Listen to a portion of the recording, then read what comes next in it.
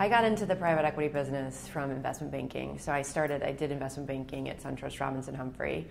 And then I went to business school. And from the minute I got to business school, I was dead set on being in private equity.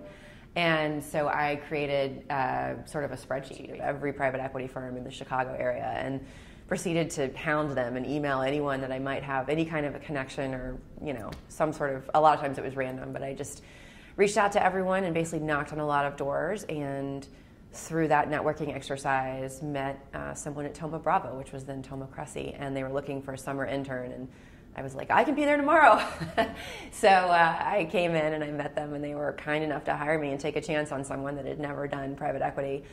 And so I was there for the summer and just fell in love with it, and we were, at that point in time, Thoma Cressy was, or Thoma Bravo now, did consumer, distribution, media, education, software. It was a pretty diversified fund. And so we were actually spending time that summer on consumer products. And that was where I got the bug, actually, for consumer products investing in particular.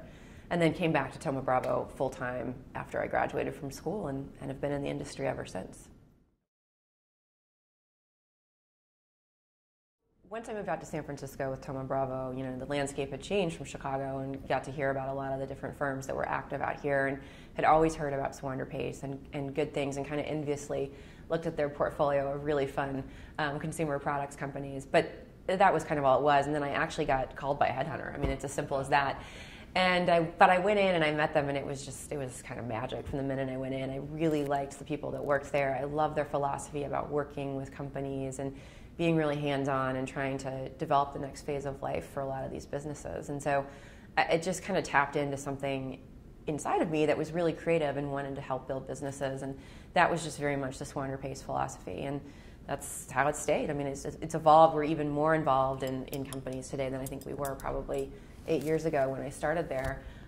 Just by nature of it's become a much more competitive industry, private equity has, and so as returns become compressed, we've got to find ways to really drive strong returns, and that tends to be being more and more active with our investments.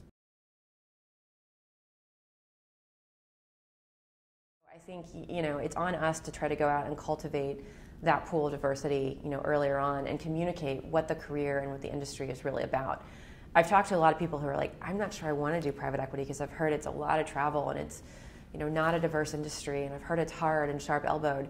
And I think though any industry can be like that. Any industry where you're doing well, you will be traveling a lot. Whether it's private equity or whether it's corporate America or whether it's tech. I mean, you're going to be working hard and traveling a lot. And I think this industry has so much good in it, and there's so much that's rewarding about it, and it can actually be a really good lifestyle for people with kids.